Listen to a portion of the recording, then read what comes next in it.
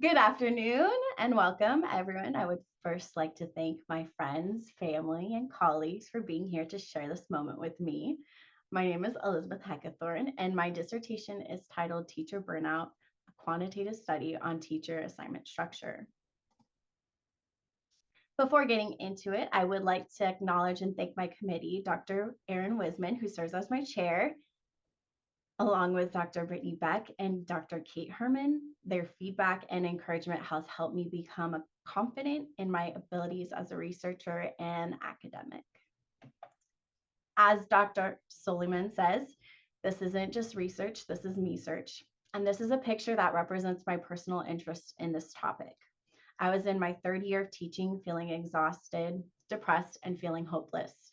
I mourned the loss of my calling. I felt so upset and so sad that I spent so much time and worked so hard to become a teacher only to feel this way. Teaching was supposed to be my forever career, but I eventually realized that I was not alone. In fact, I was part of a statistic of burnout. This 2022 Gallup survey revealed that K through 12 teachers were the highest workers experiencing burnout than other industries during that time.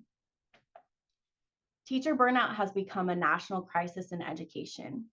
In a more recent report of the State of the American Teacher Survey, researchers Steiner et al. 2025 found that 53% of K through teachers experienced more burnout compared to 39% of similar working adults. Research consistently shows that burnout leads to increased teacher attrition, which contributes to larger class sizes, staffing shortages, and a decline in student achievement.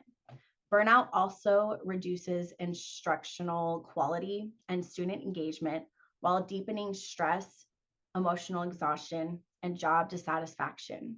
Given these consequences, understanding the structural and organizational factors that contribute to burnout is essential to sustaining both educators and schools. Although there has been considerable research on burnout, most interventions remain focused on the individual, encouraging teachers to develop resilience, mindfulness, or stress management techniques. While these efforts are valuable, they often overlook the organizational structures, like assignment structure, that shape teacher workload and emotional demands, and often put more workload on the teacher. The purpose of this quantitative study is to examine the relationship between teacher assignment structure and burnout levels. Specifically, I explored whether self-contained classrooms common in common in elementary schools or content specialized models, more typical of middle school grades, resulted in different levels of burnout across its three dimensions: depersonalization, emotional exhaustion, and lack of personal accomplishment. The rationale for my study was to examine teacher assignment structure as an overlooked organizational factor potentially influencing burnout, addressing the gap between individual focused interventions and systemic causes of teacher stress. My study asks if there is a statistically significant difference in the three dimensions of burnout of teachers with different teacher assignment structures in K through 8 general education teachers, while controlling for teacher experience in a public school district in California's San Joaquin Valley. Research question 1 looks at the differences of depersonalization, research question 2 at emotional exhaustion differences, and research question 3 on differences in lack of personal accomplishment. Burnout affects far more than individual teachers. It impacts students, school culture, and district finances. Teacher turnover costs districts thousands in recruitment and training, while also lowering instructional consistency. Furthermore, post-COVID-19 teaching conditions have intensified workloads, making it vital to explore systemic and structural solutions rather than merely adaptive coping strategies. My study positions assignment structure as an under-researched organizational resource for understanding teacher burnout, one that may help explain how structural design influences teacher well-being. My literature review concentrated on several central areas: the theoretical frameworks of burnout underpinning my study, namely Maslow's three dimensions and the job demands resources model, followed by teacher burnout, teacher assignment structure, and the connection between assignment structure and burnout. To frame my research on burnout and teacher assignment structure, I used two theoretical models, Masloch's burnout inventory and the job demands resources model, which help explain how job demands and resources contribute to burnout. Masloch and Jackson's burnout research from 1981 identifies three core dimensions of burnout: depersonalization, emotional exhaustion, and lack of personal accomplishment. The authors believe that these dimensions provided a fuller picture of burnout that would allow for various targeted interventions and reflected how burnout is experienced in various ways within these three components. I used the Masloch's burnout inventory for educators survey instrument to measure the three dimensions of burnout among the assignment structures. Job demands resources model, or JDR model, was first developed in the early 2000s by researchers Bacher and Demaruti, and posits that every occupation has two specific stress factors that contribute to burnout: job demands and job resources. When demands of a job are high and persist over time without adequate resources to counterbalance them, it can lead to burnout. Demands are stressors related to any physical or psychological workload associated with a job, for example, role ambiguity, job insecurity, excessive tasks, working hours, or high levels of multitasking. Resources are aspects that function in achieving work goals or completing demands. Resources can come from an organization as well as personal resources like resilience, self efficacy, or even teaching experience. This model frames my study by positioning assignment structure within demands and teaching experience under resources. The current literature on teacher burnout has noted the impact and some of the causes of burnout in teachers. Researchers have found that burnout affects teacher well-being, job satisfaction, and retention. And studies show that teachers experiencing burnout negatively impacts instructional quality and student engagement. Many studies note the impact of the first 5 years of teaching as the most stressful, and an estimate of 40 to 50% of teachers leave the field within these years. Research also finds that high job demands, workload overload, lack of administrative support, and challenging student behavior contribute to teacher stress. And more recently, studies have been researching how the COVID-19 pandemic has further increased burnout and workload stress. The research I found so far on burnout interventions for teachers are mostly individual based. These include interventions such as stress management programs and professional development. But these often place the responsibility on teachers rather than addressing systemic causes. Research supports the need for cost-effective systemic interventions that balance teacher well-being, instructional effectiveness, and student learning outcomes. Organizational level changes such as reducing administrative burdens and increasing teacher collaboration can provide more sustainable solutions for preventing burnout. Teacher assignment structure involves two models, which are self-contained and content specialization. Self-contained is the typical instruction in elementary schools, and in this model, a teacher instructs one main group of students in all core content areas. Content specialization is mostly found in middle schools and upper grades. This model is when a teacher instructs to multiple groups of students in one or a few subjects. The literature I found on this model being specifically used in elementary schools mostly explore the impacts of student achievement. However, there has been no consistent statistically difference found so far in what has been researched. Within their discussions, these studies reflect on the additional benefits teachers experience when they switched from the traditional model to content specialization. Teachers mentioned that there was less workload demands, which allowed meaningful planning time. They felt a positive shift when interacting with families because of team teachers, and that they had higher feelings of self-efficacy because of the ability to repeat lessons and because of the increase of collaboration among their professional learning communities. The studies also found concerns for content specialization, which all require more effort than a self-contained setting. These concerns were establishing positive student-teacher relationships, transitioning times between classes, and planning for cross-curricular instruction. The existing research on teacher assignment structure and burnout connects heavy workload and limited planning time to emotional exhaustion. Teachers cited excessive preparation and instructional demands as central causes. By contrast, content specialization was found to reduce those burdens, allowing for deeper expertise and more collaboration teaching. While researching, I was able to find one major study that was closely related to these two topics, which was conducted pre-COVID-19.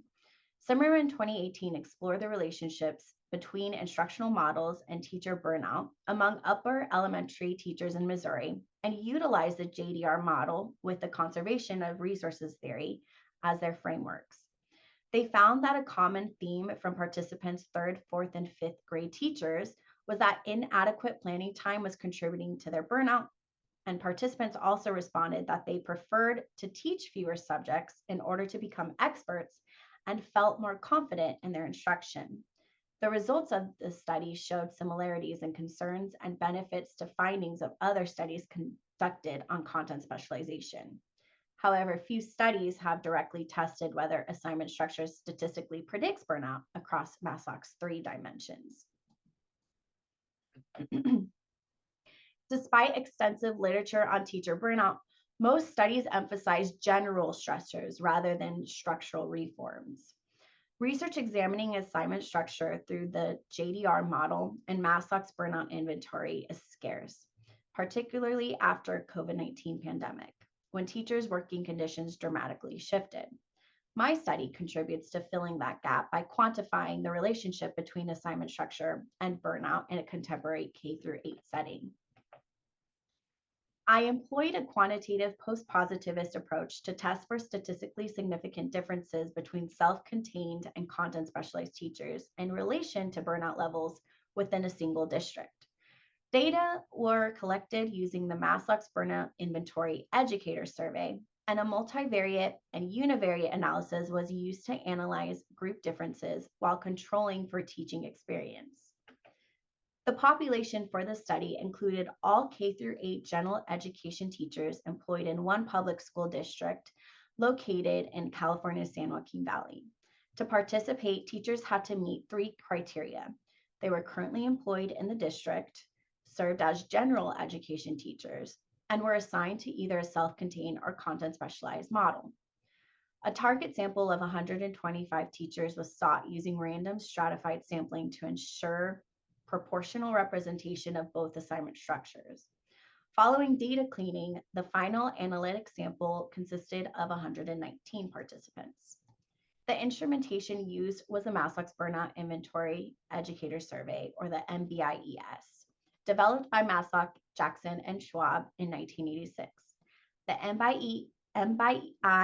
MBIES includes 22 items to measure the three subscales of burnout. In addition, participants completed 11 descriptive questions capturing demographic and contextual information such as grade level, years of experience, and teaching assignment type. Before data collection began, full approval was secured from both the California State University Bakersfield Institutional Review Board and the participating school district. The district granted me permission to distribute the Qualtrics survey link via district email to eligible K-8 general education teachers. Participation was entirely voluntary and anonymous, ensuring confidentiality and minimizing response bias. Data were collected over a period that spanned late summer and the beginning of the new school year. For the data analysis, all statistical procedures were conducted using IBM SPSS Statistics version 29. The analysis followed a sequential approach, beginning with descriptive statistics to summarize demographic data, followed by correlational analysis to explore relationships among the MBIES variables, and then multivariate analysis of covariance, or MANCOVA, to test group differences across burnout dimensions while controlling for experience. Subsequent analysis of covariance and COVA tests were used for follow-up analyses to examine individual burnout dimensions more closely. The covariate years of experience was included to account for its potential influence on burnout levels. The final sample included 119 K through 8 general education teachers from a mid-sized district in California's southern San Joaquin Valley. About 85% of participants identified as female, 14% male, and 1% preferred not to disclose. In terms of teaching assignment structure, about 70% of teachers worked in self-contained classrooms, while an estimate of 30% taught in content specialized settings. When asked about their preferences, slightly more than half indicated they preferred the self-contained model, while about 42% preferred content specialization. Notably, most teachers preferred the structure they were currently teaching in, with 74.1% self-contained teachers and 83.3% content specialized teachers content with their assignment structure. Participants represented a wide range of teaching experience, from first-year teachers to those with nearly 4 decades in the profession. On average, self-contained teachers had about 12 years of experience, and content specialized teachers averaged just over 11 years. The majority had fewer than 15 years of service, with a smaller proportion reporting more than 25. Class sizes were relatively consistent, typically ranging between 20 and 30 students, with 25 being the most common. Teachers were also asked about sources of stress, and about 1/3 described their assignment structure as somewhat stressful, and another third reported it as a lot or a great deal of stress. Political climate emerged as another significant stressor, with roughly 40% of teachers indicating high levels of stress in that area. For my first research question, depersonalization, mean scores were comparable across assignment structures. 2.32 for self-contained and 2.28 for content specialized teachers, with an overall mean of 2.31. In both the multivariate and univariate analysis of covariance, there was no significant effect of teacher assignment structure, indicating that teachers across both assignment structures reported comparable levels.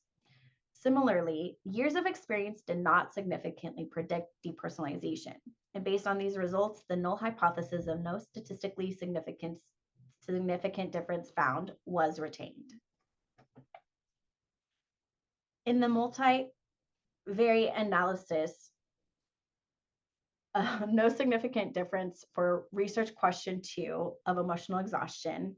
No significant difference was found. However, results of the univariate analysis of this question revealed a statistically significant effect of assignment structure with a p-value of 0.032.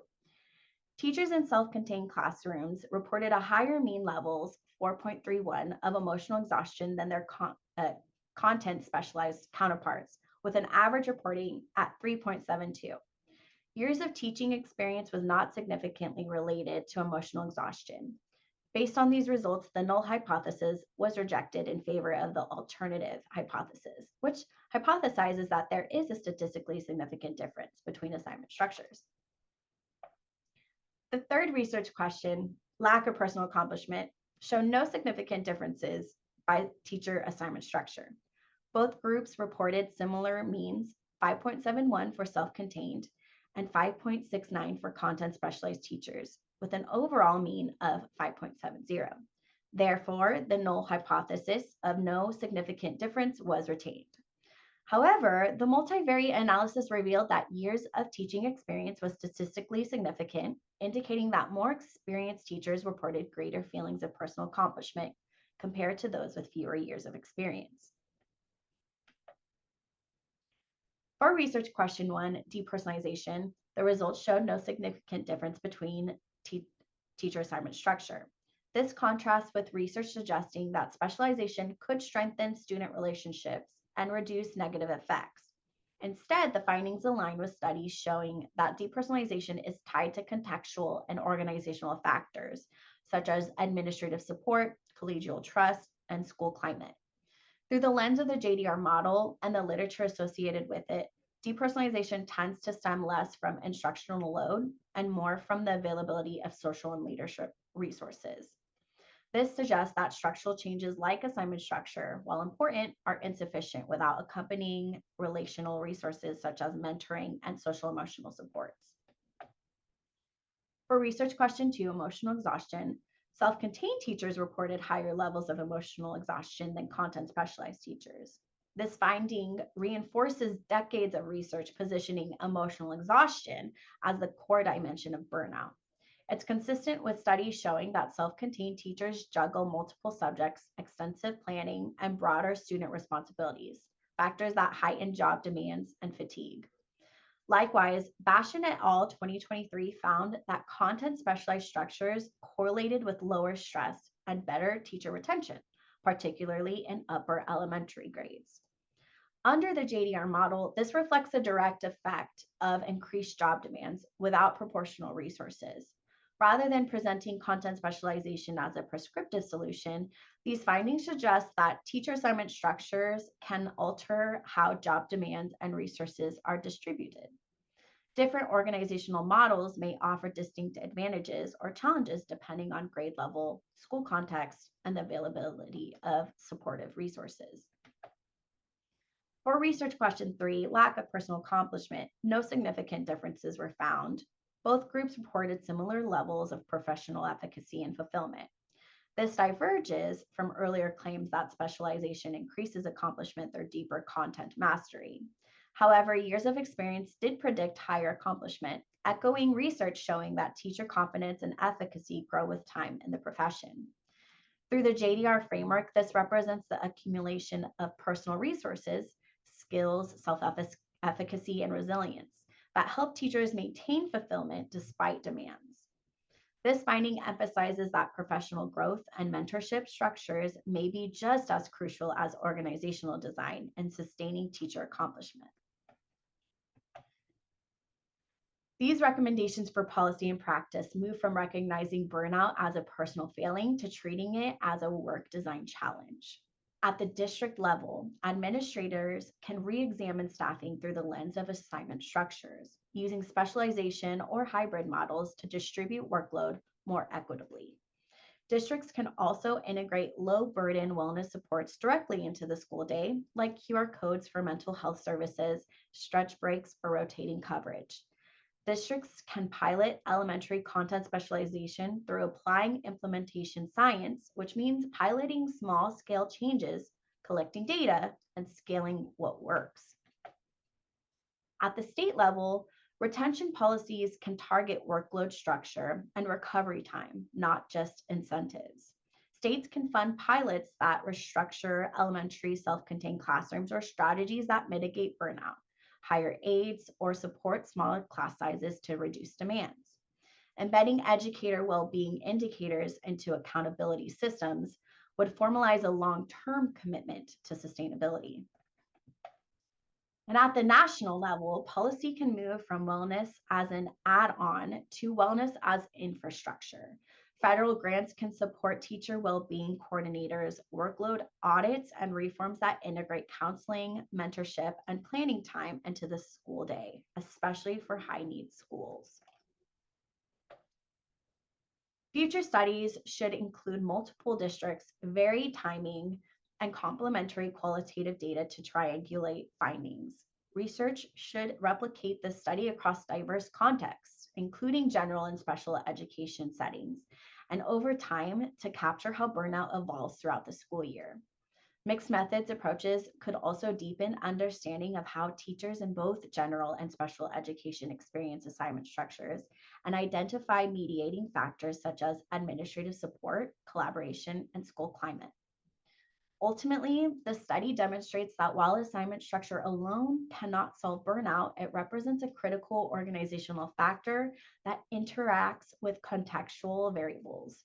And by researching the impact of workloads and systems on burnout, rather than focusing solely on individual coping, we move closer to understanding how to create sustainable and equitable teaching environments across all instructional models. This concludes my presentation. Thank you, and I welcome any questions from my committee.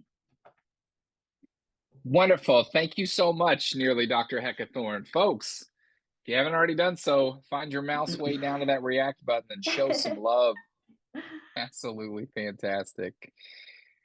Thanks again. Let's open this thing up to some Q&A. We'll start with our committee members. Dr. Beck, we'll start with you. Yeah, thank you so much, Elizabeth. Actually, I learned quite a bit from this particular dissertation and your methodology. Even in our breakout session before, I've had to kind of check my qualitative brain in the way that I I describe things, and so I've revised my questions a little bit to be a little bit more specific to your quantitative work here. And I might even make some qualitative leaps, but that's potentially more just for future directions.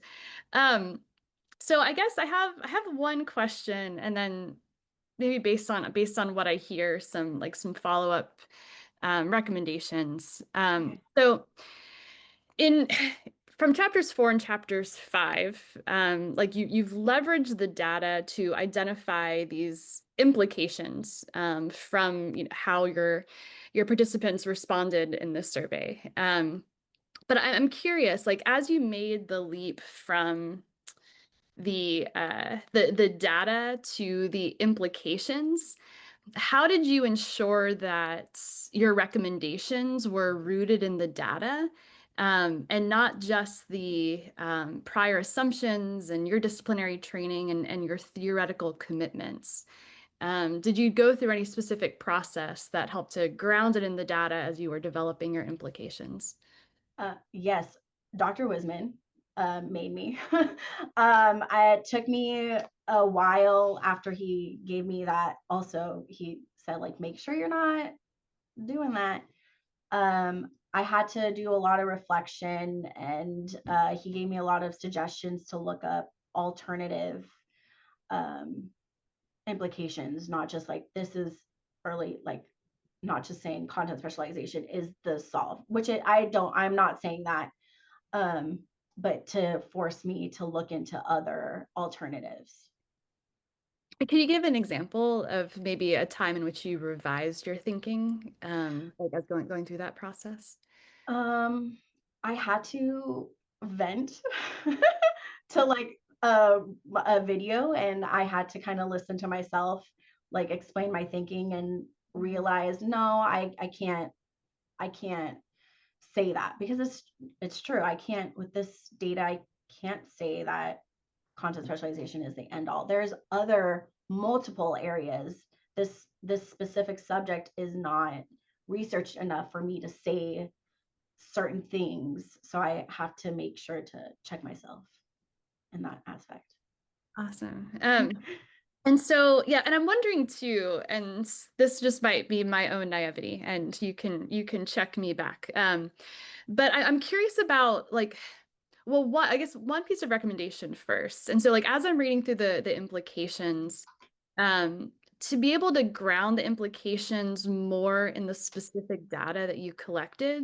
So, for like the district level, the national level, like what specific data are you drawing from in order to make that conclusion? And I don't know if that means like, yeah, adding in a bit more nuance where you're looking at like the actual survey items, right? Instead of just like the statistical significance, Oh, digging into like the survey items themselves and some of the trends that you saw.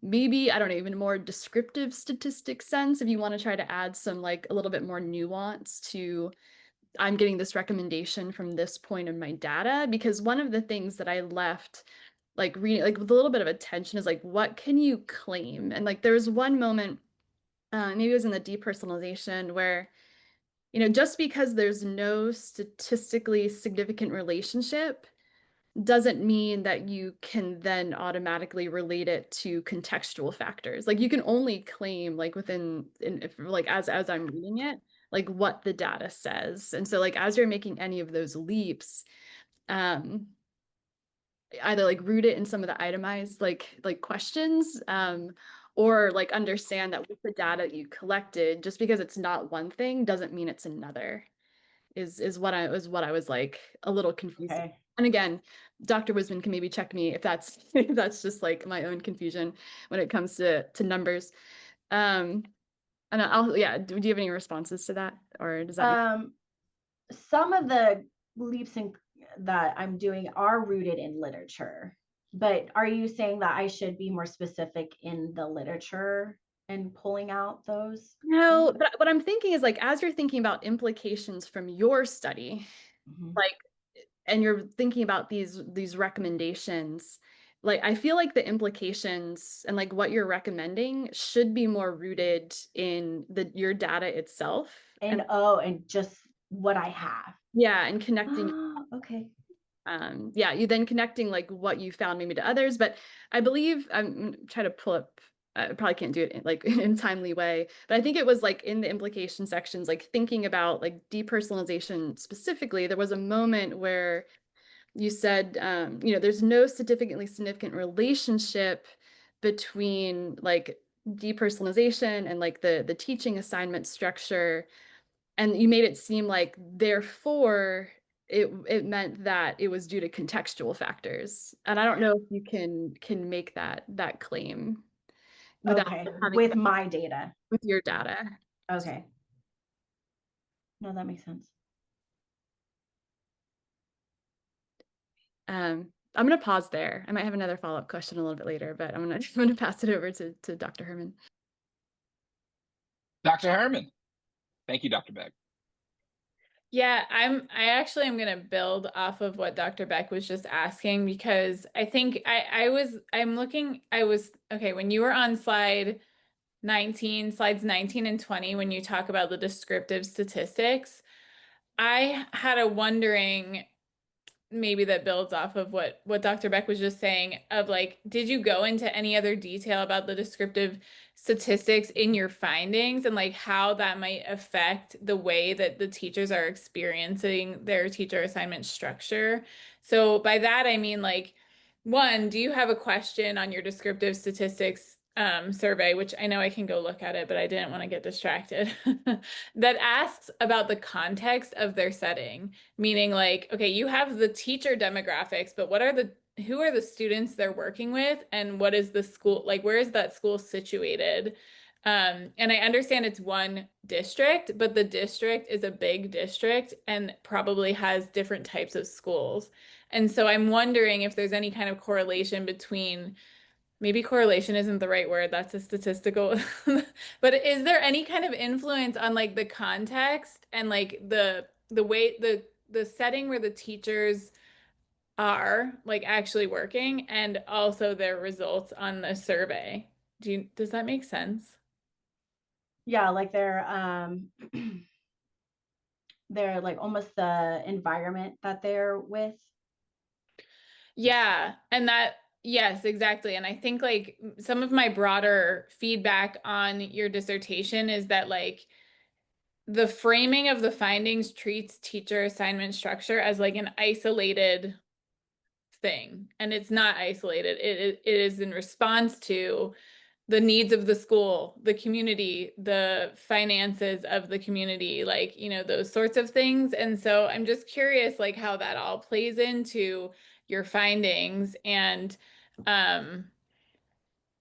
yeah, if that might like change or even deepen the results of your findings. I think I just wanted to kind of get a base.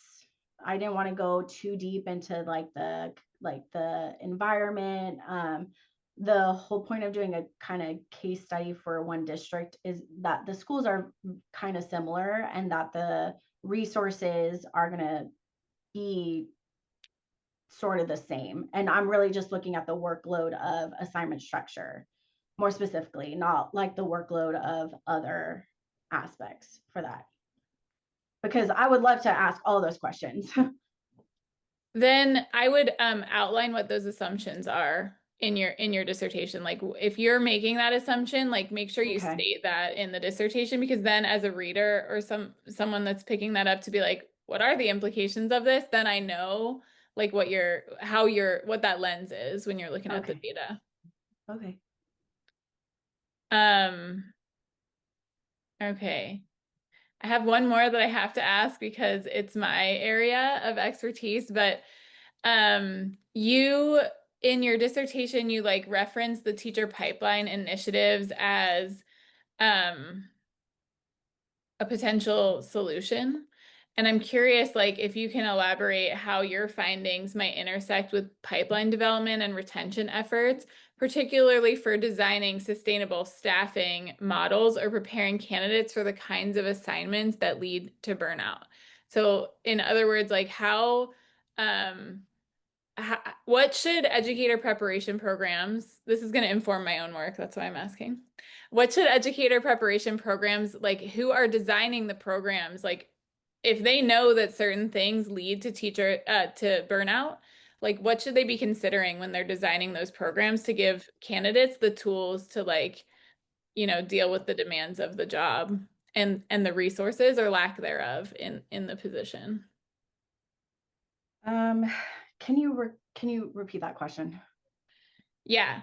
So in teacher preparation, so in like a credential program, for example, like what should the people who are in charge of designing that credential program, what should they be considering in terms of the training of those teachers that are going to go into a specific, structure? So for example, you said that, I'm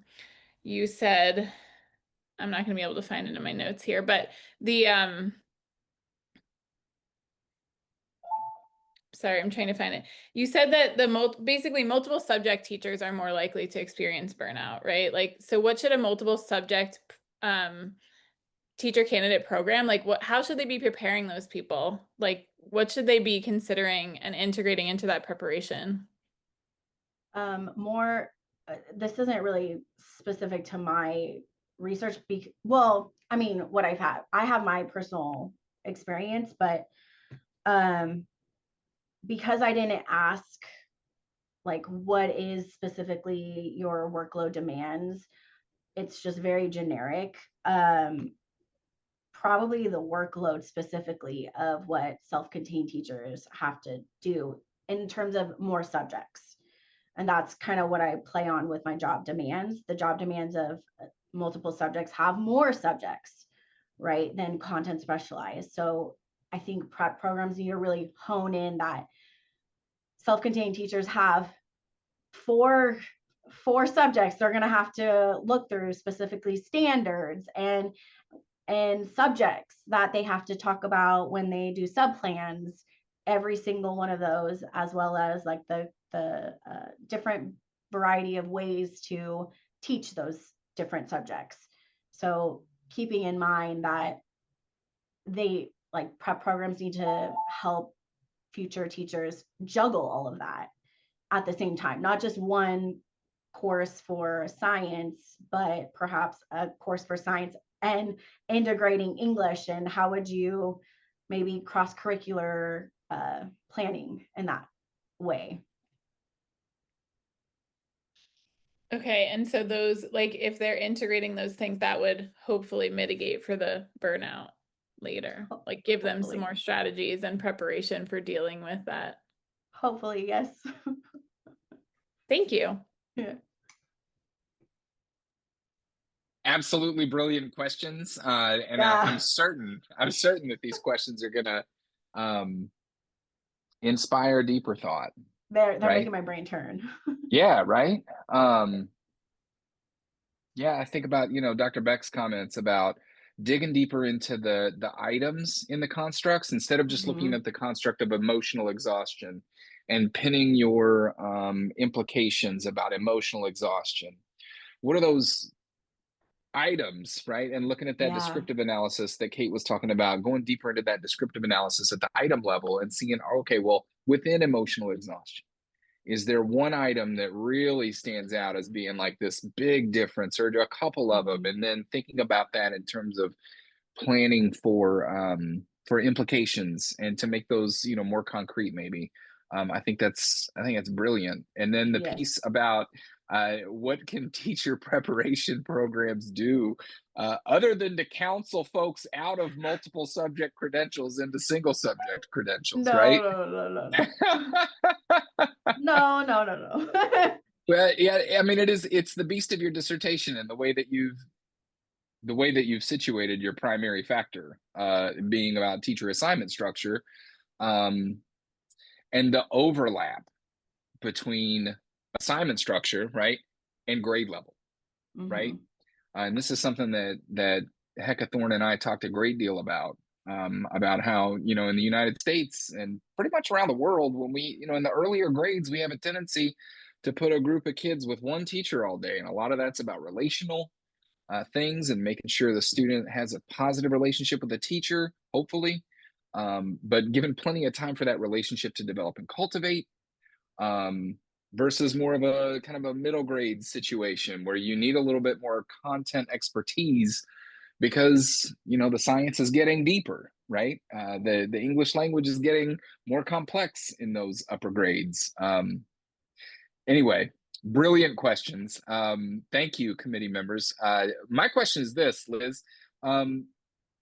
If you could go back at the beginning and do this thing all over again, what would you do differently? I would do a mixed methods. Oh, okay. Say more. I would like to know more specific on the job demands and the resources. Okay. I would even like to see if I could go into classrooms and look around and see the differences of what the classroom looks like, take pictures.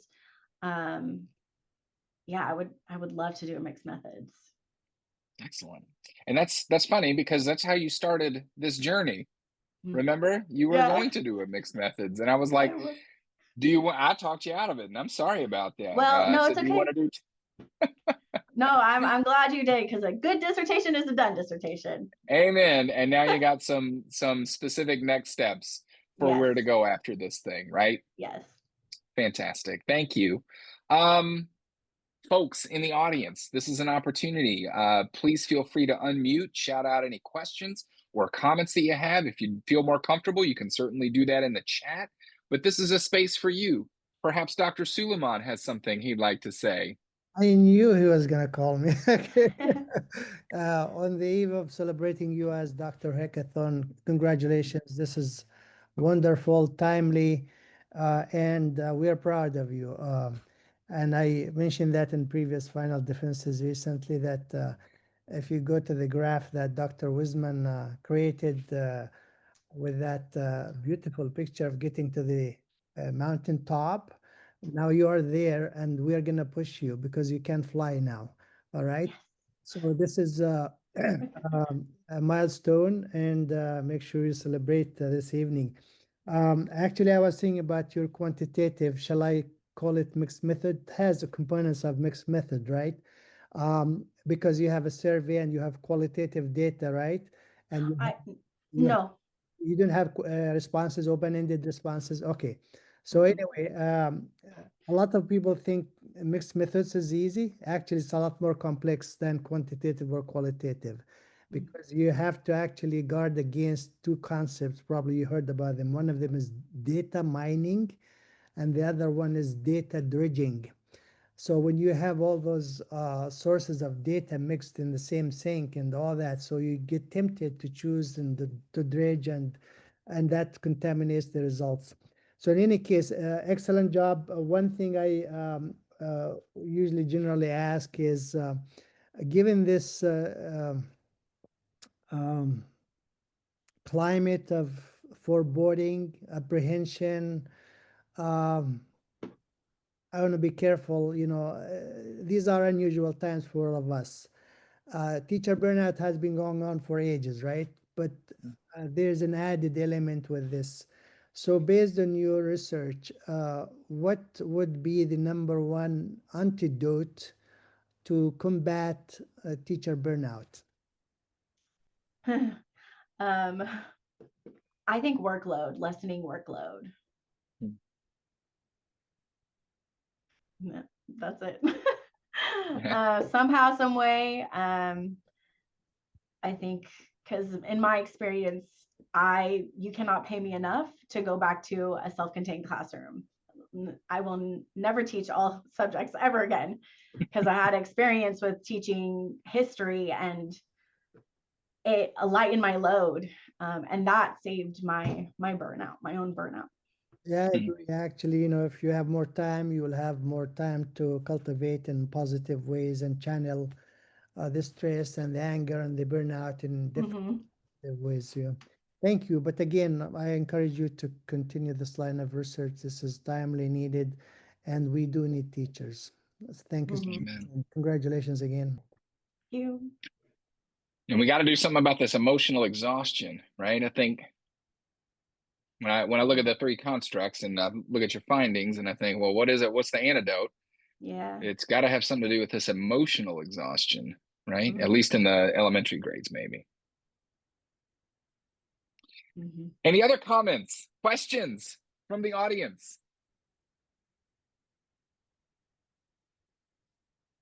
Any family members want to share some love?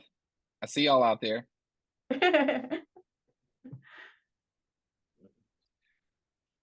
All right. Oh, there it is. Excellent. Hi, really quick. Hello, I am future Dr. Heckathorn's big sister. And I'm also a teacher. This is my 9th year teaching. And when my sister came to me and explained her idea of what she wanted for her doctorate, I'm just like, that was like, oh my gosh, I feel so seen as a teacher, as in a self-contained classroom. Yeah.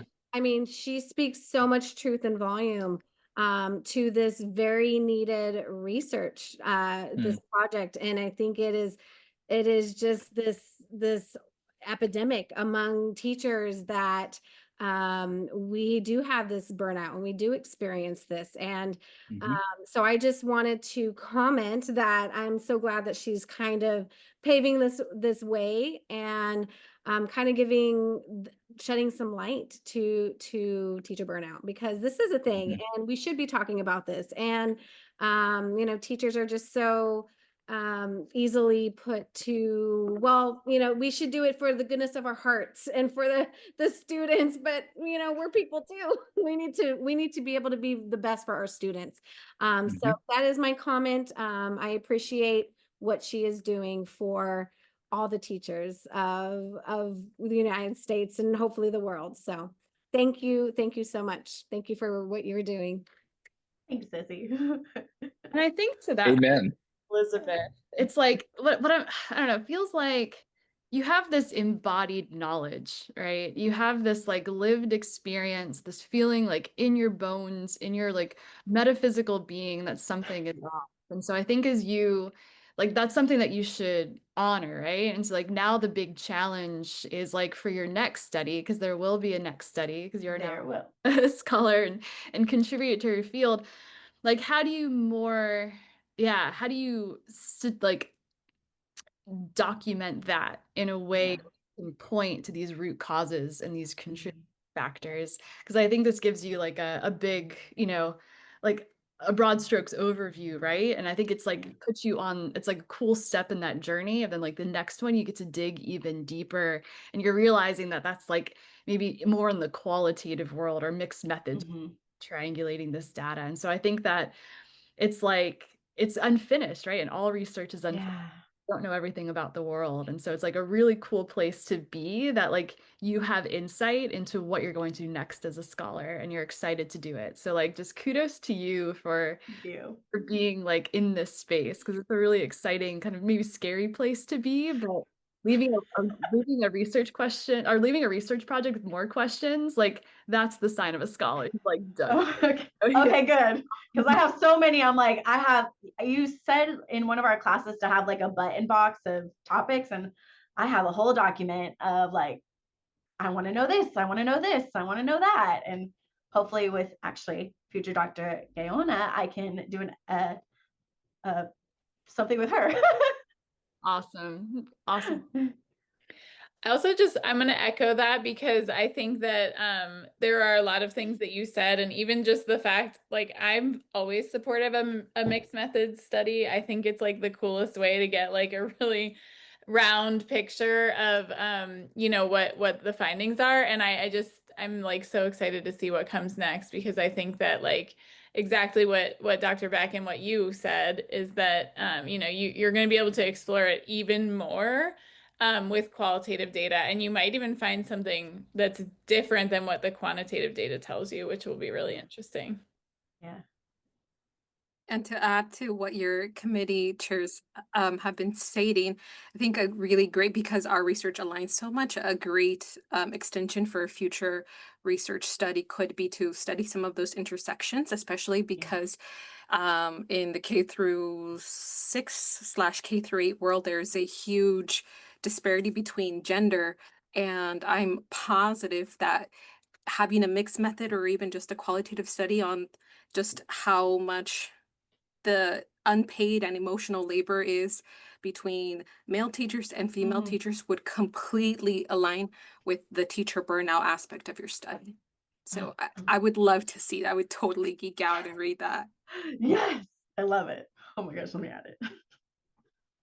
Hi, I just wanted to make a comment really quick. I'm future Dr. Hagethorn's husband, Jacob. And I can comment on the emotional burnout. That's a real thing. Dr. Wisman, I think one simple answer right now for you on how to help that emotional burnout is to have a solid support system around you, right? I mean, she's got, her sister, her parents, they're all educators as well. And then just a solid support system like this guy right here talking to you, and the friends on the camera too, I think all help propel that wind, and to ride that wind, so to speak. So I definitely do see the need for it, to kind of comment on what the other people are saying, and just experiencing her level of refreshment once the study came about, and the change of single subject versus the multiple subject. I experienced it through her, so it's a real thing. So I think I mimic what my sister-in-law says, that this is something we should be talking about, especially for teachers, just on the outsider's perspective. Amen. Real indeed, with statistical significance to back it up. Yeah. During summer. Yeah, right. Yeah. Which blew my mind. Yeah. In the beginning of the school year, right? Which is usually, you think about the beginning of the school year, everybody's like refreshed and right. Yeah. Mm-hmm. All right, folks. At this time, the committee and I are going to disappear, and we'll be back in 10 to 15 minutes or so. Okay. Please send a lot of love out there for future Dr. Heckathorn, because this can be one of the most stressful times of the dissertation defense. But we will return shortly.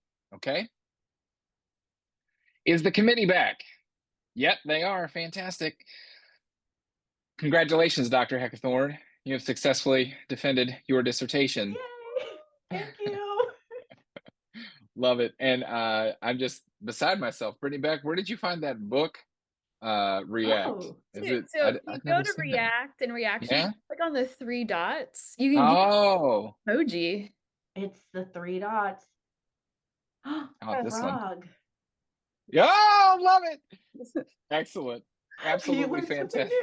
And some ice cream there, or a snow cone, right? Some shave ice. Absolutely wonderful. I love it. All the books. All the books. Congratulations. Your committee is very, very pleased with your work. As always, there is more work to be done, some refining things to be done, and we'll, of course, be in touch with that. But I just wanted to be the first person to call you Dr. Heckathorn and drop all those, the preludes like damn near or nearly. Yes. And there it is, Doctor. Some work to be done before that is official, of course, but I'm going to turn it over to the committee in case they'd like to say a few words. Yeah, Dr. Heckathorn, just to emphasize, I'm so excited that this is it's the end of something, but it's more so the start of something. Yes. Your journey as a scholar. And so I'm so excited to see what you do with this work in the world, and how you dig deeper with your next study, and get more at the root of this problem that you're trying to solve in this kind of action research context that I think is really meaningful to you personally and professionally. So cheers to you, and Thank you. I hope you take some time to celebrate today. I will. Thank you. I want to echo that and say congratulations. And it's been really fun to be on this learning journey with you. And yeah, take time to celebrate. I also defended right before Thanksgiving, and it was so nice not to have to think about it during the holidays. So congratulations on that too. Thank you. Anybody else? Now's an appropriate time to unmute and say what you want to say. I've been calling her doctor for years.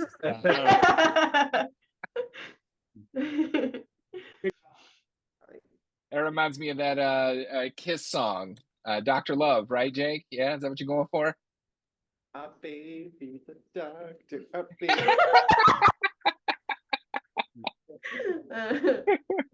That's splendid. I love it. Anybody else? Congratulations. I just sent you the email. Dr. Wisman, we talked during the break about the next steps, but it's worth to take some time to celebrate and get more energy so that you finalize the rest of the whole final touches of editing and revising and all that stuff. I just sent you the email and copied the committee members as well. So congratulations, and we're proud of you. Thank you. Thank you very much for your time and for being here with us on a Friday evening. We really appreciate it. Please have a wonderful day. Dr. Heckathorn, if you don't mind, we need to hang out and just talk about a few things. Make sure you're checking out those comments in the chat as well. Folks, thanks again. Yep. Have a great one. Thanks, everybody. I'll text you all later. See you in December. Yes. December 13th. Christina White from the BCSD too. Yeah. Y'all know each other friends. professionally? What'd you say? And friends. Yeah. I kind of used to work with her sister, and then we reconnected over this whole doctorate thing. So yeah. And we work in the same district, so occasionally we see each other. Yeah. That is freaking awesome. Congratulations, friend. Thank you. Thank you. Have a good weekend. Bye, guys. You too. See ya. All right, Liz, you done did it. How's that feel? Right? It feels really good. Awesome. Thank you. Absolutely. It's been my honor and my pleasure. And we're not quite done, right? No, We I got some know. other things to do. Yes. So I will have a bulleted list of things that your committee wants to see done. Just to give you a little bit of foreshadowing, they want to see you go into like the items. Yeah, in emotional I love that exhaustion. idea. I know, right? Beck, Dr. Beck. Always I with love it, right? it. Always. And there's some things with implications, which is that is totally a standard thing. Usually by the time we get to chapter 5, we're like exhausted. You got some good foundational pieces there. Okay. Just digging deeper, like Kate was pointing out, like you talk about this in the lib review. You need to talk about that in chapter 5. So there's some things, there's a bulleted list of things they're going to ask you to do. Outside of that, there are 2 forms that I need you to initiate for me, and you can certainly wait till next week to do this. There's not a tremendous rush here. But I think it's forms 6 and 7 on that student handbook and forms page on the DEPA website. Okay. One of them is required changes to the final defense. Okay. Okay. And you'll remember it's just like the one from the proposal defense, right? And then the second form is completion of the final defense. Okay. So initiate those. Remember, you got to initiate them, and then you'll get an email, and you got to go in and you got to fill some stuff out, and then it'll send it to me, and I'll sign that, and then Dr. Suleiman signs it. So that's the first thing, the forms. Okay. Okay. The second thing is Dr. Suleiman's email. Please read that email very closely and follow it to the T. The next big step is to take that feedback from your committee and to polish it. Integrate that feedback and make sure you got a semifinal draft, and then we're going to send it out to the copy editing team, which will take some time. It's going to take them several weeks to go through it with a fine-tooth comb. Then they'll send you the feedback, APA stuff. They'll find some grammar things, commas, maybe even make some suggestions for, this sentence is a mess. Maybe you should restructure this. It's a very deep review. But once that's all done, then we'll get that thing published in ProQuest and on ScholarWorks. And at that time, that is when you are officially, that's when we can officially give you the degree. So you will need to stay enrolled in EDLD 7000, that continuous enrollment, probably in the spring, if anything, because it's going to take copy editing a while to get that stuff to you. Okay. But that's Okay. next steps. You got the regalia on the way and you ready, right? I am. Yeah. Fantastic. Celebrate the crap out of yourself this evening, I okay? will. Thank you so Awesome. much. Absolutely. Thank you so much. I'll be in touch next week with that list of things to do, okay? Okay, sounds good. Thank you, Dr. Wiseman. Awesome. Have a good weekend. Absolutely. You do the same. I'll talk to you soon. Okay, bye. All right. Bye-bye.